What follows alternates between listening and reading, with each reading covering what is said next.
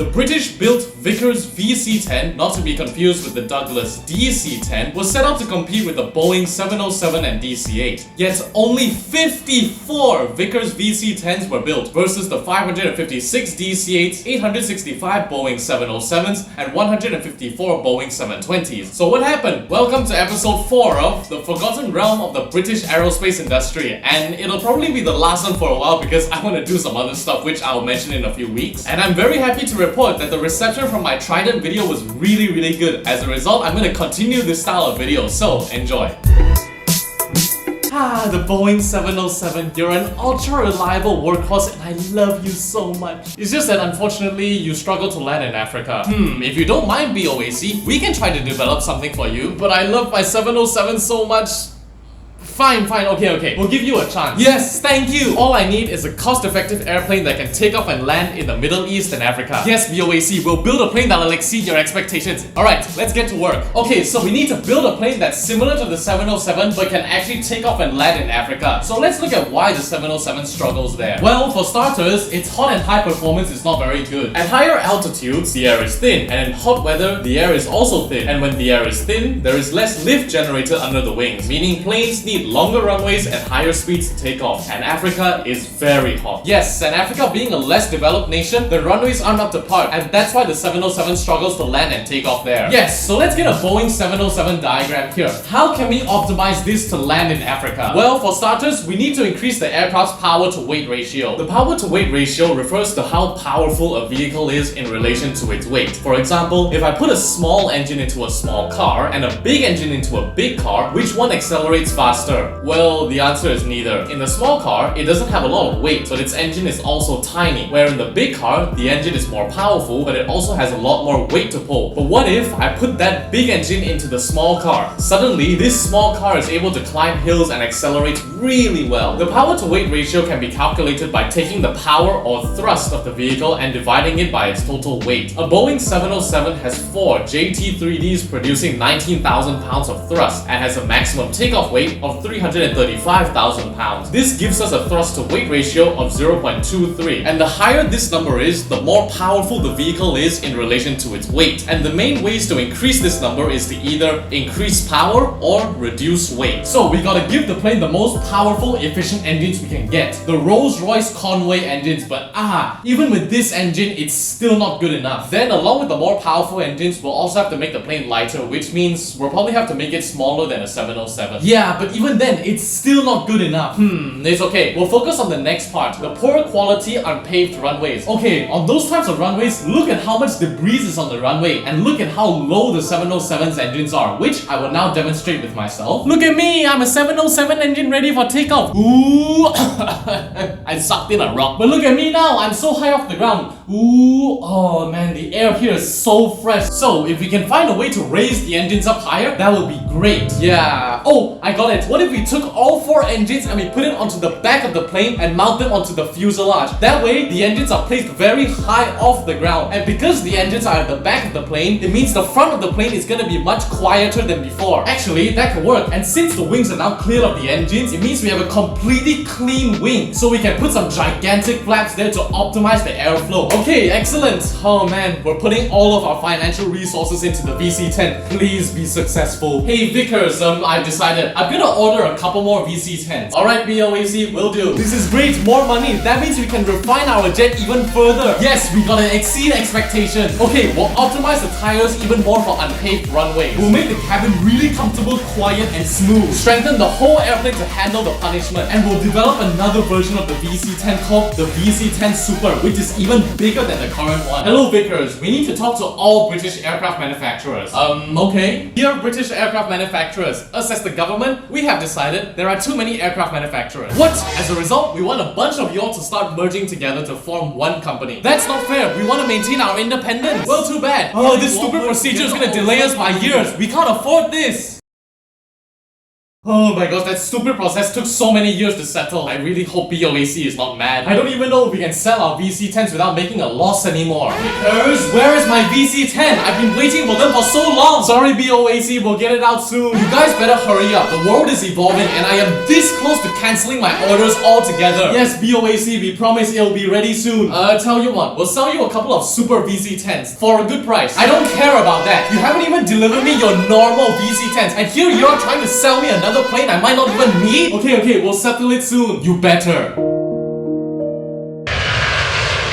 Let's go! The VC10 just had its first flight! Wait, there seems to be several problems with the plane regarding its drag. Oh no, this is gonna delay production even more. BOAC is not gonna like this. Vickers, we've spoken about this. Where is my VC10? It's delayed, okay? It's on the way. On the way? Production has been delayed for so many years and you're telling me it's on the way? Yes, please, it's on the way. Please, just don't cancel your orders. We'll ensure it exceeds expectations. Exceed expectations? Do you want to know what the world has been doing while you've been bubbling around with your VC10? The 707 and DC-8 gained so much popularity in the past 6 years that airports in Africa realized they had to adapt and safety standards had increased. So they lengthened and paved their runways while also ensuring that their runways were free of debris. So now, Boeing 707s and DC-8s could land there without any problems. So the whole purpose I wanted the VC-10 in the first place, the ability to take off from short and hot runways in Africa and Middle East, the purpose is gone. And let me see that VC-10 design. And what is this? I specifically said, all I need is a cost-effective airplane that can take off and land in the Middle East and Africa. Not this over-engineered, ultra-refined, fuel-thirsty design. But we wanted to ensure we were exceeding expectations. Well, let's take this design and compare it to the 707, shall we? The VC-10 was supposed to land and take off in hot and high places with bad runways. But oops, Africa has fixed those issues, so now the Boeing 707 and DC-8 could land there. So the purpose of the VC-10 is gone. And with such powerful engines, they're also extremely fuel-thirsty. It's also smaller than the 707. It's less flexible, and not to mention with all your refinements and premium quality shenanigans, it hinders the fuel consumption even more. So what's the end result here? The VC-10 is just a smaller, less flexible, less economical, more fuel-thirsty Boeing 707. I knew I should have trusted my gut instincts and bought more Boeing 707s and not this garbage. We are BOAC, Boeing Only Aircraft Cooperation. No, please, BOAC, please. We put all our financial resources into this aircraft. If you cancel our orders, we'll be bankrupt. Well, too bad. Screw you, Vickers. I'm canceling all of my VC-10 orders. Good luck to you. Whoa, okay, what's going on here?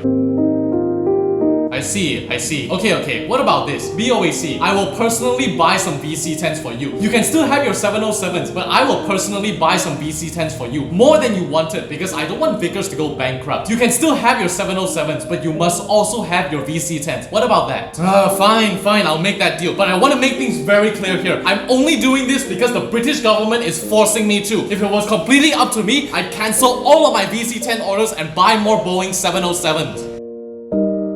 Okay, BOAC, here are your VC-10s all fixed up and ready to go. Whatever. VC-10? Sorry, like what BOAC said, this plane's hot and high performance is no longer relevant and it's not very economical, so it's just not a plane for me. Guys, nobody wanted our VC-10s because we were too late to the market and the world had evolved. We only sold 54 units. 54? That's so little! Yeah, we're gonna have to close our doors. Well, thanks for everything, everyone. Wait, you guys thought that was the end? Oh no, we're just getting to the happy parts. Big boss BOAC keeps telling us that this plane is uneconomical to fly and all that nonsense, but I have no choice. I'm gonna have to pilot it for the next few years. Ew, you're flying on a VC-10? Why not fly a 707 like a normal passenger? I absolutely agree. Okay, VC-10, ready for takeoff. Whoa, what the hell? I've never felt a plane accelerate this fast before. What? That wasn't even half of the runway and this plane already took off and it is climbing so fast and powerful. I don't feel like I'm flying a passenger plane. I feel like I'm flying a fighter jet. Whoa, this plane is shockingly comfortable, peaceful and quiet. Just wow. Meanwhile, it's so loud. I love this plane. It is so fast, smooth and powerful and handles so well. Man, BOAC, why do you hate this plane? This is my favorite plane to fly now. This plane is so comfortable, peaceful and relaxing. I could sleep to this. I can't take it anymore. Excuse me there, fine gentlemen. May I introduce you to a bottle of champagne? Oh wait, this video is being watched by kids. Well, I meant very old grape juice. Ah yes, why that would be delightful. Here you are, good sir. Absolutely defined flavors there, servant. You've done an excellent job. It is an absolute pleasure, sir. Please, it's too loud. I just want this to end soon. Wait, dude. Do you think the editors are messing with the subtitle? Of course not. The editors always make sure these videos are up to par. Oh, we landed already? That was so smooth, quiet, and comfortable. I think I just found my new favorite plane to pilot. I hate the VC10 so much. It's so expensive to fly. It's just rubbish. You might want to take a look at this then. Passengers and crew are absolutely loving the VC10. Okay, fine. I guess it's pretty cool. We'll keep them around for a while, but they will be going eventually. VC10, we love you! Alright, passengers. Who is ready to fly on the VC10? Let's go! Well, I guess it's time to merge with you, BEA. Indeed. And we shall now become British Airways. Alright, ladies and gentlemen, this is the pilot speaking. We're about to cross the Atlantic and it's gonna be a long flight, so just sit back and relax.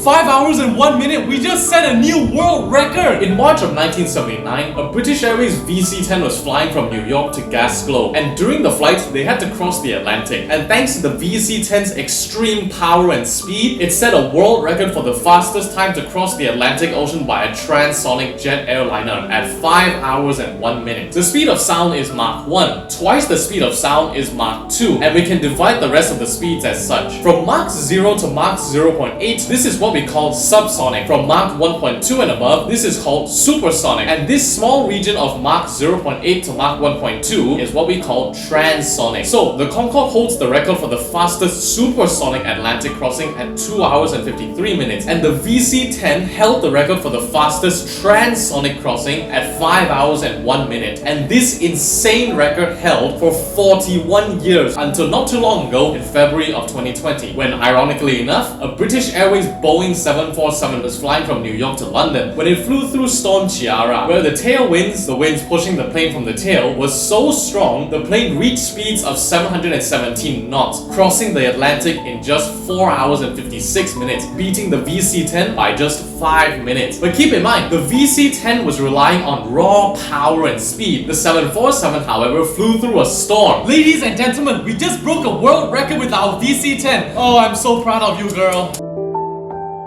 Alright everyone, today is a sad day. We all know you love the VC-10, but sadly, today is the day it's time for it to retire. What? It's only been in service for 17 years! Yeah, but it's getting very expensive to operate, so it's better to just retire the Queen and let a new generation of planes take over. Thank you so much, VC-10. It was an honor to fly on you for the past few years. We loved every moment of it. My old friend, the VC-10, you know, you weren't just a plane to me. You were like my colleague, my best friend. I loved flying on you. You just had so much character and there'll never be a plane like you. I'll miss you, girl. Wait, no, it's not the end yet. There is still one more chapter. You know, British Airways, if you don't want your VC-10s anymore, I can take them off your hands. Sure, go right ahead. I don't need them anymore. Alright, VC-10, my friend, it's not over for you yet. We have a lot of plans for you. Alright VC-10s, we need you to haul around troops, cargo and other supplies to Hong Kong, New York, Singapore and other places with bad runways, and you are built exactly for that. Hey RAF, we need a plane to test our new Rolls-Royce RB211. Do you have any ideas? Yes sir, you can use our VC-10. Thank you so much. Okay, it's time to turn some of these VC-10s into tankers to refuel planes on the go. Okay Bomber airplanes, follow the lead of the VC-10. It's been equipped with navigational systems. Roger that. Many innocent lives are endangered because of the war. Send the VC-10s there to help them evacuate. The war is getting horrible! Quick everyone, board the airplane. We're gonna evacuate you all. Go, go, go! RAF, we need backup. Got that, we're sending in help right now. We need aerial refueling and more supplies. Roger, VC-10's on their way. Well, my good old friend, the VC-10, for the past 40 years, you've been an ultra-reliable workhorse. You've provided aerial refueling, and you've even evacuated innocent lives from war zones. We love you so much, but sadly, there comes a time when it's time to say goodbye, and that day is today, my friend. So, thank you for everything. Soldiers! Yes, sir! May we all wish the VC-10 a happy retirement. Thank you, VC-10, for your service, and have a good retirement. And we've actually reached the end now. The VC-10 is my favorite British jet ever built, and I really hope that its legacy will continue to live on.